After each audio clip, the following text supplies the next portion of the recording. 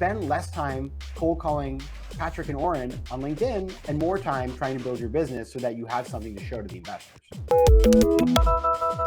How do we shift people's minds away from, and I don't know if you're interested in partaking in this, like reaching out and building all this, investing all this time in these broad connection of relationships and missing out on just forming a quality deal? Yeah, listen, people pitch me on LinkedIn all the time. I'm sure you get these too, Oren. Like you get this pitch message in LinkedIn and I'm like, I don't know who you are. You've done no research on what I do. You've been sent me a deal that I have no insight into.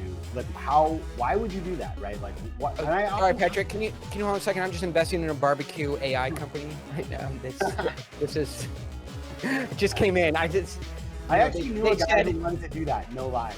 And he's a smart guy, so maybe I could hook you guys up together. But no, I'm sort of like, you know, like I ask people, I'll write them back again. I'll be like, does this work?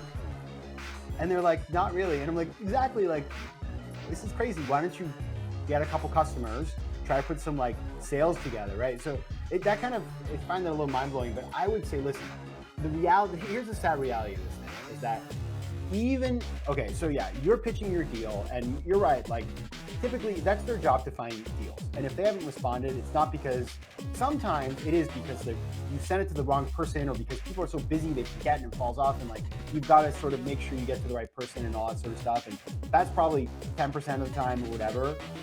But the other thing is, like, plenty of firms, by the way, they do receive great deals they should be investing in, but because of they're lazy. They're looking for people, like they're like, we want to invest in founders that look like us, who went to these certain schools, that do certain things, and like we're just not going to take a risk outside of that. And that's why you see the fact that like there isn't sufficient capital flowing into women and to people of color, like because people have cognitive biases, and that sucks. But like, go to the people who are looking for the kind of company that you can present to them, because people, at the end of the day, like sadly, you know, when they found that the formula they think works for them, they don't deviate.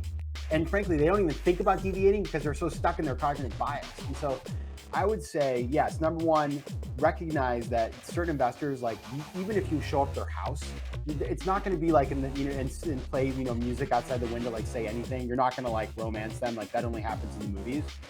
Number two, that there are lots of investors with lots of capital right now that are looking for deals, and you just need to do the research of figuring out how your deal corresponds to their company. And number three, when you show up, have something to show them, have traction, and spend less time cold calling Patrick and Oren on LinkedIn and more time trying to build your business so that you have something to show to the investors. If you're planning to become a deal maker at this level, make sure to join the Daily Dealmaker.